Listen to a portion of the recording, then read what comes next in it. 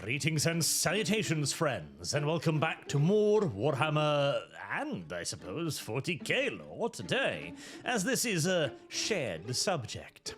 Namely, what actually even is a Chaos God? Now, we're not going to talk about the big ones today, beyond using them as general examples. For all of you, of course, know of Khorne, Slaanesh, Tzeentch, and Nurgle. But there are a near innumerable quantity of lesser chaos deities, of everything from curdling milk to making sure that whenever you have an urgent appointment, you lose your car keys. And yes, there is a chaos god for that. His name is Zuvassin. I'm not even kidding. But whilst we might get to that particular asshole a little bit later, the question we should start with then probably is, what even is a chaos god? Because, well, we could go with the broadest possible definition, which is any entity that lives within the warp, and that would sort of, kind of, technically be correct. Although you'd have to draw a slight delineation between entities that exist within the warp and entities that are simply aspects of other entities. A seemingly silly, yet very important distinction to make. For you see, a bloodletter is not its own distinct entity. A bloodletter is an aspect of Khorne. It is a representation of his power. And without Khorne, there would be no bloodletters. In the same way that there would be no Talisman of Nurgle without Nurgle. They are given form and power through their patron gods. This would obviously also hold true, at least in part, for things like demon princes as well, albeit slightly differently. For a demon prince is not a demon per se. It is a once mortal being elevated to the status of demon by being infused with the powers of their new patron god. It would actually be really interesting to see what would happen to a demon prince if their deity was ever to be destroyed or disappeared. Now, whether or not a chaos god can ever truly be destroyed or disappeared is, in and of itself, a complicated question, but theoretically, the possibility does exist, or at the very least, for the creature to be so bound, or so heavily shackled, or so unknown, that its ability to actually do anything near completely, if not indeed entirely, disappears. It would therefore be reasonable to assume that the power of any entity depending upon it for power would also be at the very least severely diminished and probably simply just gone. If that theory holds true, then they can obviously not be chaos gods, because they exist because of something in the warp forming them, rather than actually being a creature of the warp itself. Therefore, we can quite safely disregard the vast majority of demons and demon princes in the discussion of what a chaos god is. Though there is at the very least one exception to this rule, and that is Vashtorr, who is going to be our first example here. Now, Vashtorr, if memory serves, was first introduced to the world of Warhammer Fantasy, I believe. Or he might have popped up in that strange little codex where they decided to write a codex both for Warhammer Fantasy and 40k at the same time, which was a really terrible idea, but oh well, details. What's important isn't when he appeared, but what he claims to be. Vashtorr styles himself as the first demon prince, the first damned, meaning that he must once have been a mortal of some sort, elevated to his status as a demon prince. But he is not a demon of any of the four major gods. Instead, he is a servant of Chaos Undivided.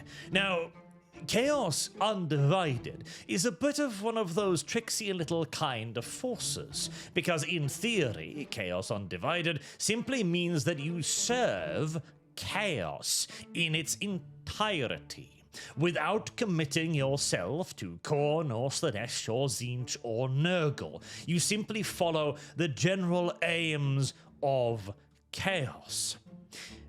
But chaos is of course not a god. It is not a singular entity. It is not a thing that can imbue you with power. It has no demons. It has no greater demon, no heralds, and no demon princes. Except, I suppose, now, Be'lakor. Now, his lore has changed a fair few times. I believe one of the most recent entries I saw had him be some form of a unified entity created not by one of the gods, but elevated simultaneously by all of the gods as a kind of shared champion of sorts, which sounds utterly idiotic to me, and frankly something that I am very eager to utterly outright reject. What I find to be far more likely and palatable is that he is another one of the exceptions to the rule. Remember, nothing is ever constant within the warp. There is always going to be a thing that isn't any other thing. And that is Be'lakor. He is a creature of chaos, wrought from chaos, but poured into what was once a mortal host. His entire existence is solely because his existence cannot exist. And the warp just loves that shit. The kind of paradoxical you can't be, and therefore you must be, is Chaos's favorite little thing. Which is why I would also like to forward the idea that Be'lakor is probably a chaos entity in his own right, albeit a very minor one. He is some sort of a chaos entity of, how would I put it? A chaos god of flux, of unreliability, of the unchained, of the thing that cannot be and therefore must be. As Be'lakor himself proudly declares that he holds no singular allegiance to any of the Chaos gods, but he is continuously used as a tool by one or the other, usually through the simple manipulation of saying, oh, well, Khorne would surely be upset if you did this. Oh, and Slaanesh too would be deeply annoyed if you did that. Be'lakor may be powerful, but he's not particularly intelligent.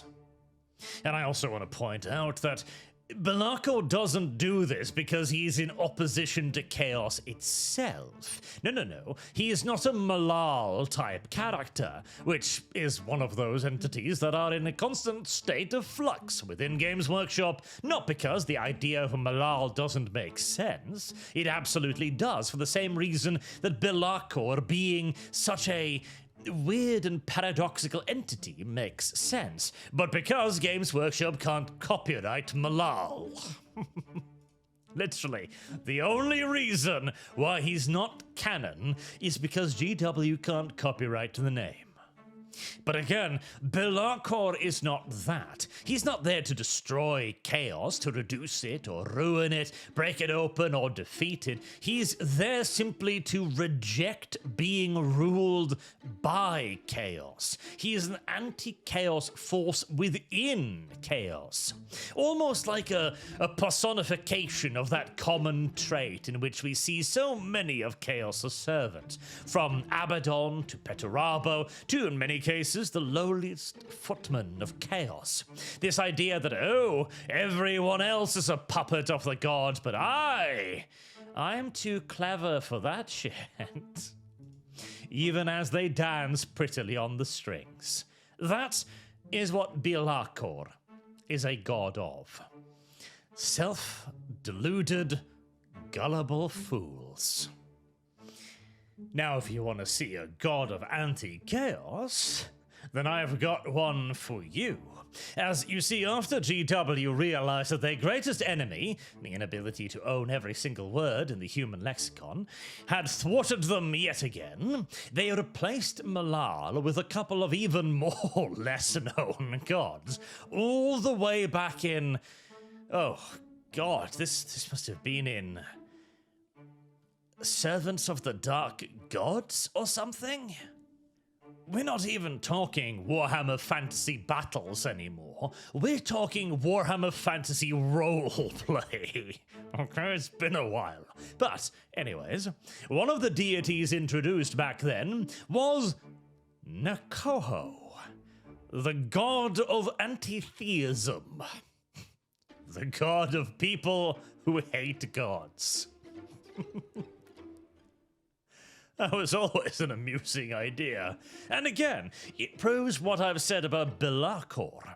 The warp is constantly changing. It is no single thing. It must be all things, all ideas, all emotions, all thoughts, all possibilities, all at the same time. It is literally the rejection of any sort of rule, standard, or reality. And therefore, simply because it cannot exist, there must be a god of anti-gods. It will no doubt shock you to learn that Necoho does not have much of a following. Largely because he hunts down and brutally fucking murders anyone he even suspects of worshipping him, as the god of anti-worship takes an extraordinarily dim view of worship.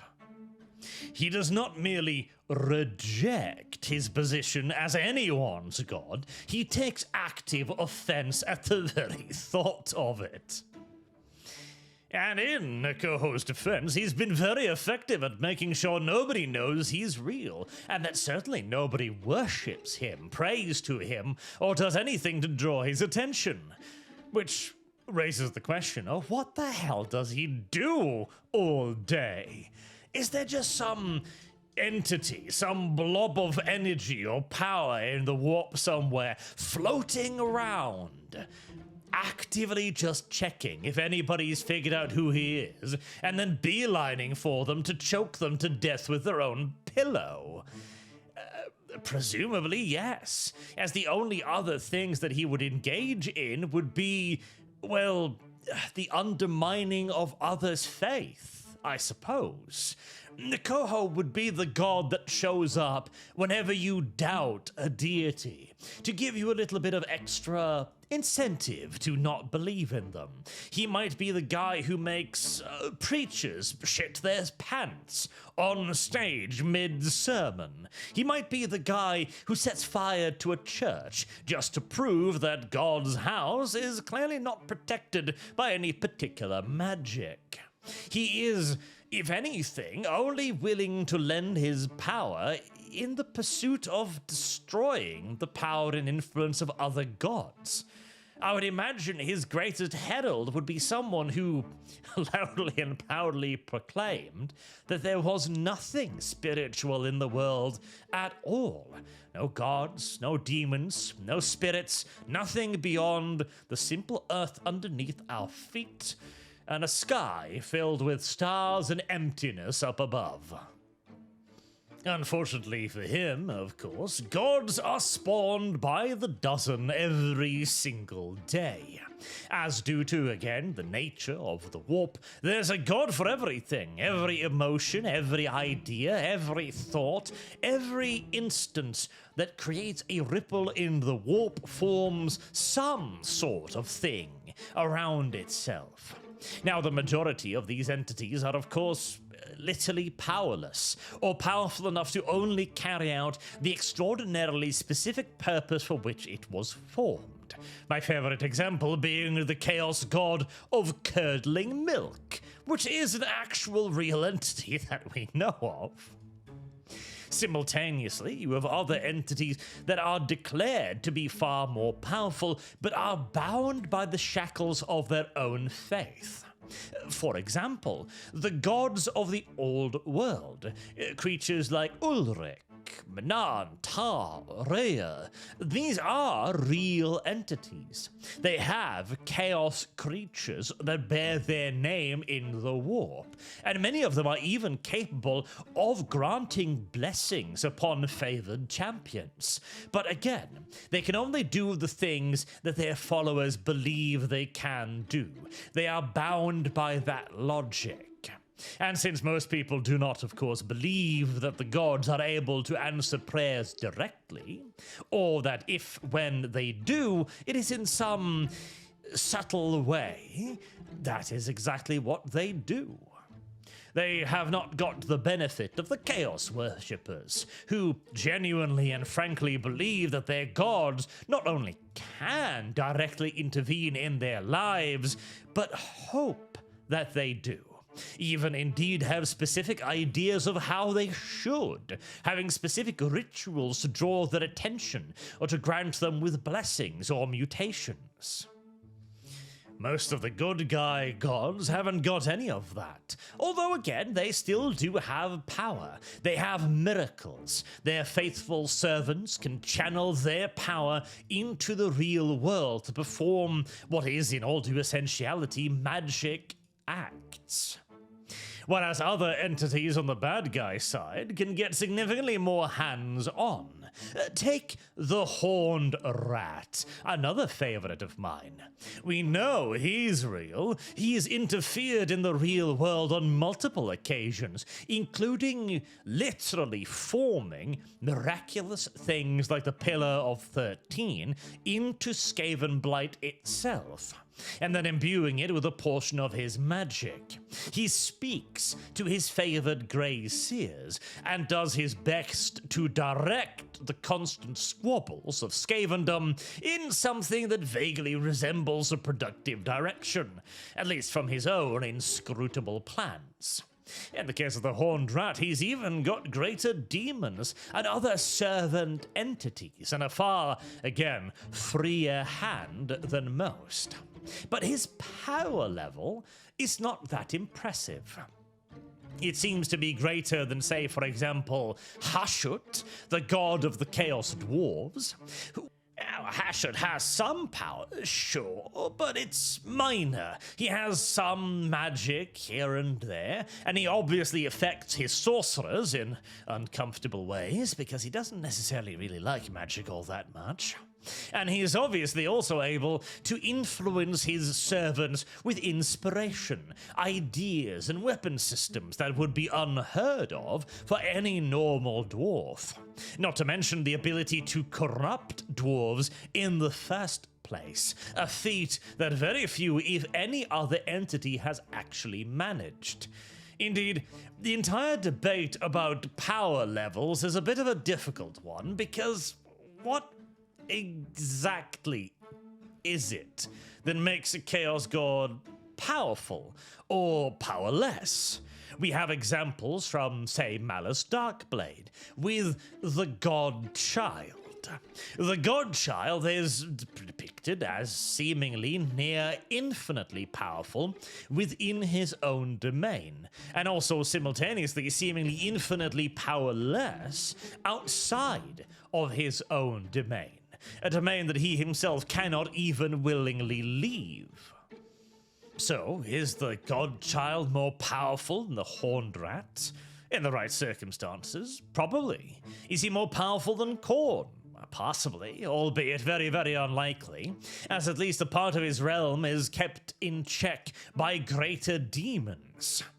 Is he powerless? Well, probably not, no. It would be an unreasonable assumption. And hey, we don't even need to talk about what they can do. What about what they desire to do. Remember that god that makes sure you miss your car keys, Zuvassin? Well, his entire purpose in life is to ruin other people's plans and intentions. It doesn't matter how grand or how small. He will happily ensure that a Chaos Champion's great world-ending campaign of conquest is cut brutally short by a cannonball ricocheting impossibly off half a dozen trees only to blow the Chaos Champion's head off. Just as he is equally content in making sure that when you have an urgent appointment at the dentist, your car keys fall down that little crack behind the dresser. You know, the one where you can't quite reach it, and you think you can reach it, so you spend time trying to reach it before you eventually go, oh, god damn it, and try to pull out the dresser, but then the keys drop even further, and now they're on the floor under the dresser, and you gotta move the dresser more, then you've gotta lean down and see if you can get them, and by the time you realize you're 10 minutes late anyways. Now, is moving a pair of keys powerful? Not really. Is making a cannonball bounce powerful? Sure, but if literally this entire entity, this god's entire purpose, and it is solely to inconvenience people, I mean, I suppose it depends upon the scale of your plans and ambitions, but yeah. At the same time, Zuvassin is hideously powerful and maliciously, pathetically weak at the same time. I suppose you could try to judge them based on how much influence they have over one another. Like, say Khorne has a favored plot that he's granted to one of his most illustrious and trusted greater demons. Could Zuvassin interfere and make sure that that demon slips on a banana peel, trips and breaks his neck? Maybe. If so, I suppose we could argue that Zuvassin is more powerful than Khorne. But I imagine that would be a thesis that would be difficult to test, shall we say. And speaking of power levels, you've then got the question of exactly what grants the gods their powers. Now, it appears to be some form of belief, some form of worshipful attribution of certain things, in addition to the acts themselves also granting power. It is important to note what the old saying, Khorne does not care from whence the blood flows, only that it flows, suggesting that so long as blood flows, Khorne gains power. However, if that was true, he would not be Khorne. He would not be a named entity. He would simply just be malicious slaughter incarnate. Instead, Khorne has a very distinct personality, even having likes and preferences. These are undoubtedly formed from the warriors who worship him. For example, Khorne, quite famously, has a distaste for magic and psychic powers. But if all he cared about was the maximum amount of carnage, then surely magic would be just as good a way to ensure that carnage occurred as swinging around a sword. In fact, probably a far better way to make sure it happened. Instead, he actively rejects it, even having demons and items that cancel out magic and psychic powers. This would only make sense if Khorne is an entity formed by worship. Now, you can then go into quite the lengthy argument as to what percentage of his power stems from worship, and which percentage stems simply from the act itself being carried out. And in the end, I don't think there is a satisfactory answer beyond GW snapped their fingers and made it so. But we do also then have the idea of entities being formed due to particularly strong obsessions. This is a recent one with Vashtorr the Arkifane. Now, he was launched as a very big deal by GW, as a contender to being the 5th Chaos God, receiving a big old beautiful model and a lot of art, especially for, modern day GW. They seem to really think they were onto something here, but, well, not really, as he didn't really get that popular, as represented by the fact that GW has largely just dumped him by the side of the road now and has ignored him for, 3-4 years at this point? But the very idea, the implications within him are clear, namely that you can still create major entities, as Vashtorr believes himself to be a god, not just a demon of chaos undivided, unlike Bilakor. And his source of power is, well, the unscrupulous pursuit of technological advancement, which is intriguing in a world like 40K. The setting famous for being technologically stagnant? I even seem to remember that one of his lore blurbs read something like, Vashtorr was created by mortals' obsessive pursuit of technology at all cost. I'm like, what? Excuse me? The largest single empire in the galaxy does not pursue technology at all cost, and they certainly do not pursue technological innovation. No. Their entire purpose is to rediscover all technology, and they actively reject anything and everything that appears to be new technology. I might need to do a deep dive into Vashtorr at some point, but his entire existence seems to simply be another piece of evidence that GW has forgotten what their own fucking setting is. But we shall ignore that for now, and simply focus in on the point that if a sufficiently powerful enough drive emerges, and in our world, the pursuit of technological innovation at any cost would absolutely be an enormously powerful thing, then a new god can be made. It makes no fucking sense whatsoever in 40K, but again, he was made in 2022 or something? GW had long since gone off the deep end by then. But, to conclude the topic of what is a Chaos God, well, the somewhat cop-outy-esque answer I'm going to have to give you is a Chaos God is everything. Everything, even the impossible things, especially the impossible things. A Chaos God does not exist because it can. It often exists because it can not. It exists despite itself. It is a rule within the warp that everything must exist, no matter what. Which is why you have gods of more normal things like murder and rape, and also gods of something so petty as to simply ruin your morning plans, and even gods that are opposite to the very idea of there being gods to begin with.